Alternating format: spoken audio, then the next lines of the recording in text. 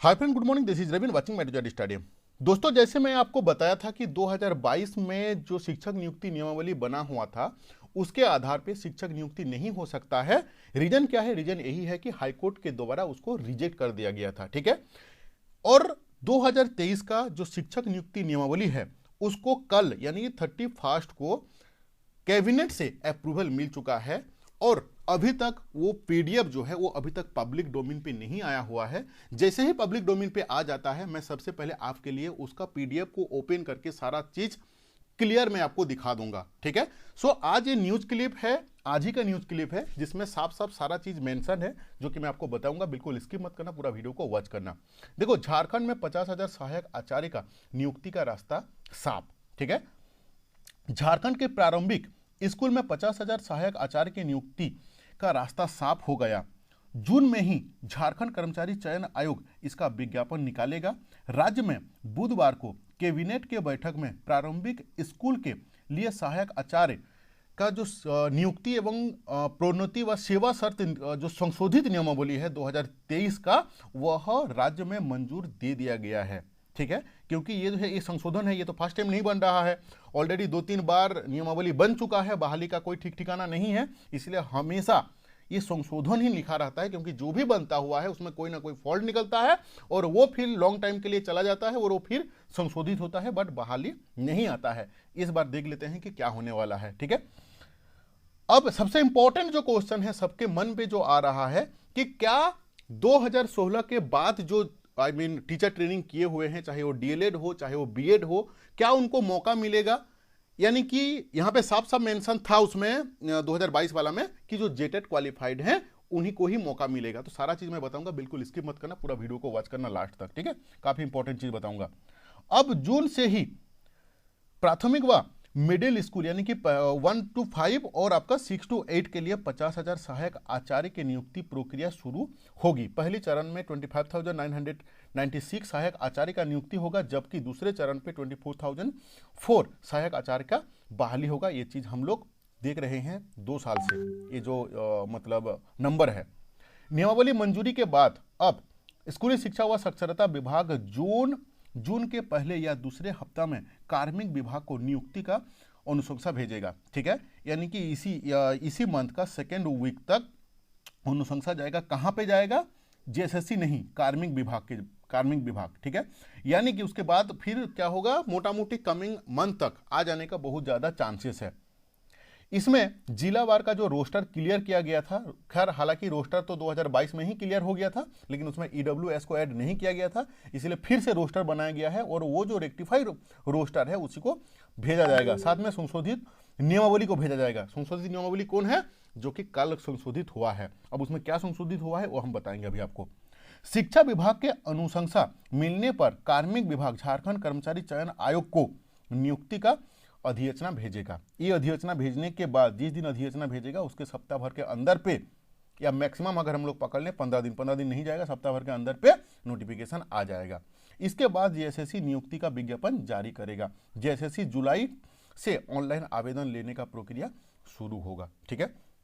अभी हम लोग, ये तो आप सबको पता है 2022 में ही साफ साफ हो गया था कि आप लोगों का जो सैलरी है वो सीधा एकदम 50 के आसपास हो चुका है। मतलब एकदम मोटा मोटी समझ लीजिए कि 45% जो सैलरी है ना वो कम हो चुका है ऑन कंपेयर टू 2015 में जिनका बहाली हुआ था। ठीक है। सो सीधा 40,000 की जगह पे एकदम 20,000 के आसपास में आ चुका है, 20,200 में आ चुका है। सोच लो कि पहले अगर इतना मिलता था, ये अभी इतना में आ चुका है। नेक्स्ट एक चीज अगर हम लोग देखें तो पेपर में यह भी मेंशन है कि 2016 वाले जेटेट पास को ही मिलेगा मौका। सहायक आचार्य के नियुक्ति में 2016 के शिक्षक पात्रता परीक्षा पास किए 53,000 यानी कि 53,000 विद्यार्थी को पहले मौका मिलेगा। वहीं 2013 में टेट पास किए करीब 48,000 जो स्टूडेंट बचे हुए हैं वो भी आवेदन कर सकते हैं। अच्छा, एक बात बताइए, आप कमेंट करके हमको बताना कि जो स्टूडेंट्स 2013 में पास किए थे यानी कि 2023 तक, क्या वो अपना जिंदगी को सस्टेन करने के लिए यानी कि अपना फैमिली को मेंटेन करने के लिए झारखंड सरकार के लिए ही बैठे हुए हैं? वो बेचारा वो कुछ ना कुछ अपना रोजी रोटी के लिए कमा रहे हैं। यानी कि पढ़ाई से काफी लॉन्ग डिस्टेंस हो चुका है जो 2013 में पास किए हुए हैं। अब 2013 में जो पास किए हुए हैं उनको एक तो आप जेपीएससी टाइप का इतना लंबा चौड़ा अगर आप सिलेबस पकड़ा दोगे तो वो स्टूडेंट कहां से नौकरी मिल पाएगा जो 2013 में जो पढ़ाई छोड़ चुका है उसको अगर आप बोलो कि 1 to 5 के लिए 1 से लेके 12वीं तक का जो पाठ्यक्रम है यानी कि जो सिलेबस है वहां से क्वेश्चन पूछा जाएगा। 100 नंबर का रीजनल लैंग्वेज मातृभाषा 100 नंबर का, आपका सामान्य विज्ञान और समसामयिक जो है वो 40 नंबर का, सामाजिक विज्ञान 70 नंबर का और आपका विज्ञान गणित मिला के 70 नंबर का। वो बंदा कहाँ से पास कर पाएगा अगर एक जेपीएससी लेवल का अगर आप सिलेबस पकड़ा दोगे जो कि 10 साल से पढ़ाई नहीं किया हुआ है। यानी कि आपका मतलब जो मकसद ही क्या है। और 2013 जो 16 के जो स्टूडेंट है वो भी काफ़ी स्टूडेंट ना 2016 से भी अगर आप अभी तक पकड़ लोगे तो 6-7 साल के बाद ना अभी तक बहुत सारे स्टूडेंट हैं जो कि अपना कोई ना कोई प्राइवेट सेक्टर पे घुस चुके हैं क्योंकि पेट तो नहीं मानने वाला है ना, अपना फैमिली को तो मेंटेन करना है। तो ये जो इतना लंबा चौड़ा जो सिलेबस है वो कहाँ से पास कर पाएगा। दूसरा चीज यहाँ पे आप ऑलरेडी जानते हो कि 1 नहीं 2 नहीं 3 हाईकोर्ट हो चुका है, 3 हाईकोर्ट हो चुका है। ये वाला भी न्यूज क्लिप में वही सीन दिखाया हुआ है कि पहला चरण पे आपका 25,900 और दूसरा चरण पे आपका 24,000। यानी कि जो 2016 के बाद में जो भी जेटेट नहीं जो भी टीचर ट्रेनिंग किए हुए हैं उनको क्या होगा सेकंड में ही मतलब अपॉर्चुनिटी मिलेगा ये 24,000 पे। उनका पहले जेटेट एग्जाम होगा, जेटेट पास करने के बाद ये जेपीएससी लेवल का एक तो एग्जाम उनको क्रैक करना है। सो अभी ये क्वेश्चन आता है कि ये न्यू जो संशोधित हुआ इसमें 2016 के बाद से जो पास किए हुए हैं टीचर ट्रेनिंग कोई भी रूप में, चाहे वो डीएलएड हो चाहे वो बीएड हो, क्या उनको मौका मिलेगा?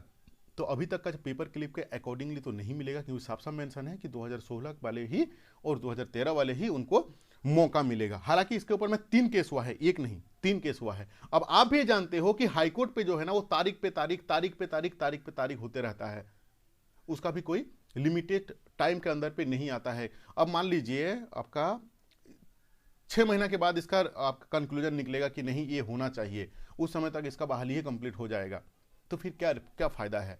सो इसीलिए अभी तक अगर हम लोग प्रेजेंट डेट का बात करें यानी कि 6/1/2023 तो जेटेट ही क्वालिफाइड वाले स्टूडेंट ही इस बार उनको मौका मिलेगा।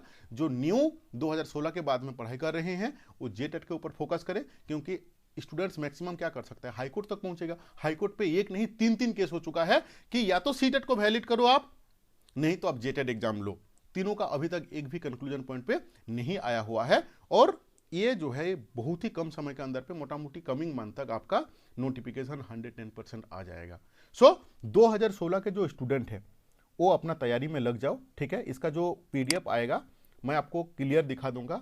और अभी आप सोचो कि पढ़ना क्या है, देखो मैं आपको फिर से बार बार रिपीट कर रहा हूं कि आपको चैप्टर वाइज क्या पढ़ना है उसका नोटिफिकेशन नहीं मिला हुआ है। वो कब मिलेगा? जिस दिन आपका नोटिफिकेशन जारी करेगा जेएसएससी, उसी पे क्लियर मेंशन रहेगा कि आपको चैप्टर वाइज पढ़ना क्या है। अननेसेसरी चीज पढ़ लोगे। अभी मान लो यहाँ पे विज्ञान लिखा हुआ है, यहाँ पे लिखा हुआ है गणित, तो भाई गणित का तो कोई लिमिटेशन कुछ नहीं है ना कि कहाँ स्टार्ट होता है कहाँ खत्म होता है। विज्ञान का तो लिमिटेशन नहीं है, उसके अंदर में आपको फिजिक्स पढ़ना पड़ेगा, केमिस्ट्री पढ़ना पड़ेगा, बायोलॉजी पढ़ना पड़ेगा। कौन कौन सा चैप्टर पढ़ने का इसका अभी तक कोई क्लियरिटी नहीं है, ठीक है। तो अभी प्रेजेंट पे आपको करना क्या है और जब तक कोई क्लियरिटी नहीं मिलता है मैं अपना तैयारी नहीं करवाता हूँ। सो क्लियरिटी मिलने के बाद हम लोग जैसे मेरा चैनल पे हजारों स्टूडेंट्स जेटेट का तैयारी कर रहे हैं हमारे चैनल से नोट्स लेके, ठीक है ना। मैं हजारों स्टूडेंट्स को पीजीटी का तैयारी करवाता हूँ, हिस्ट्री, ज्योग्राफी, हिंदी, इकोनॉमिक्स का, और बहुत ही मिनिमम फी में। पीजीटी का जहाँ पे फी आपका 5,000 है मार्केट पे, मैं ओनली 500 पे उन लोगों को मैं कंटेंट प्रोवाइड कराता हूँ, वो भी जो मेन सोर्स को पकड़ते हुए। जैसे पीजीटी का जो मैं करवाता है सबसे पहले मैं पता किया कि भाई इस जो सिलेबस है पैदा कहाँ पे हुआ है। सो पीजीटी का हिस्ट्री, ज्योग्राफी, हिंदी का अगर हम बात करें तो ये आपका यूपीएससी का जो ऑप्शनल सब्जेक्ट है, यानी कि यूपीएससी का जो ऑप्शनल सब्जेक्ट है वो वहीं से पैदा हुआ है सिलेबस। सो अगर आप मेन चीज को पकड़ लोगे तो आप क्या कर पाओगे, उसको क्रैक कर पाओगे। क्योंकि मार्केट पे जो किताब में लिखा रहता है ना कि हाँ पीजीटी हिस्ट्री जैसे पीजीटी, उसमें कंटेंट जो है ना आपका 20 से 30% ही कंटेंट रहता है। सो सबसे पहले मैंने रिसर्च करूंगा कि इसका सिलेबस का सोर्स क्या है, क्योंकि जब तक आपको सिलेबस का सोर्स पता नहीं चल पाएगा तब तक आपको एग्जाम क्रैक नहीं कर पाओगे। आपको पता ही नहीं चल पाएगा कि पढ़ना क्या है। पढ़ना क्या है वो अगर पता भी चल जाएगा कि पढ़ना कितना तक है, इसका आपको कोई क्लियरिटी नहीं मिल पाएगा। फॉर एन एग्जाम्पल मैं आपको एक एग्जाम्पल देता हूं हमेशा। फॉर एन एग्जाम्पल कि सिंधु घाटी सभ्यता आप क्लास 6-7 से पढ़ते आ रहे हो, और हिस्ट्री में सिंधु घाटी सभ्यता जो है ना वो क्लास 6-7 से लेके जो आपका पीएचडी करता है ना, पीएचडी तक चलते रहता है, मतलब यूजीसी नेट एमफिल जो भी करता है सारे चीज तो मिलते रहता है। अब उसी के ड्यूरेशन पे उस स्टूडेंट का एक एमटीएस भी एग्जाम होता है जो कि 10th लेवल का, 12th लेवल का भी एग्जाम होता है, ग्रेजुएट लेवल का भी होता है, आपका पोस्ट ग्रेजुएट लेवल का भी होता है, पीएचडी लेवल का भी होता है। हर एक एग्जाम पे आपका सिंधु घाटी सभ्यता मिलेगा। लेकिन एमटीएस लेवल का एग्जाम के लिए कितना कंटेंट पढ़ना है और पीएचडी लेवल का एग्जाम के लिए कितना कंटेंट पढ़ना है, इसका डिफरेंस जानने के लिए आपको सिलेबस का सोर्स पता होना चाहिए। इसलिए सिर्फ अननेसेसरी फिजिकल पढ़ते जाओ रहोगे तो कोई फायदा नहीं है। इसलिए जो भी चाहते हैं कि नहीं मेरा चैनल के साथ तैयारी करेंगे, उनको थोड़ा सा वेट करना होगा। वेट के लिए अभी वेट मतलब बिल्कुल शांत नहीं बैठना है आपको। मैं बार बार रिपीट कर रहा हूं कि आपको एनसीईआरटी पकड़ के आपको चलना है। जो भी आपका क्लास 6-7 से लेकर 12th का जो बुक है, चाहे वो साइंस का हो चाहे आर्ट्स का हो, आप उसको कंटिन्यूअसली पढ़ते रहो। अगर आप चाहते हो कि अच्छी बेहतरीन तैयारी करोगे, सो मेरा बात को सुनो, रीजनल लैंग्वेज का तैयारी करो। रीजनल लैंग्वेज पे करना क्या है आपको, अभी ग्रामर और आंशिक पैसेज को आप पढ़ते रहो, ठीक है ना। इसके अलावा जो आपका एनसीईआरटी का जो बुक है क्लास 6-7 से लेके 12 तक का, हिस्ट्री हो चाहे मतलब एसएसटी पार्ट हो, चाहे साइंस पार्ट हो, चाहे मैथ पार्ट हो, तीनों को आप करते रहो। और जिस दिन हम लोग कंटेंट बनाएंगे हम आपको बताएंगे चैनल पे, और बहुत ही मिनिमम फी, क्योंकि आप जानते हो कि मार्केट से 10 गुना कम प्राइस में मैं ए टू जेड स्टडी आपको प्रोवाइड कराता है कंटेंट, ठीक है। चलो, thank you to watching this video. जेटेड जो तैयारी कर रहे हैं अपना तैयारी करते रहो, क्योंकि सेकंड फेज में जो 24,000 है उसमें आपको मौका मिलेगा। तो आपका फोकस रहना चाहिए जेटेड के ऊपर में। जो जेटेड क्वालिफाइड हैं ऑलरेडी उनका फोकस रहना चाहिए मेंस के ऊपर में। Thank you to watching this video.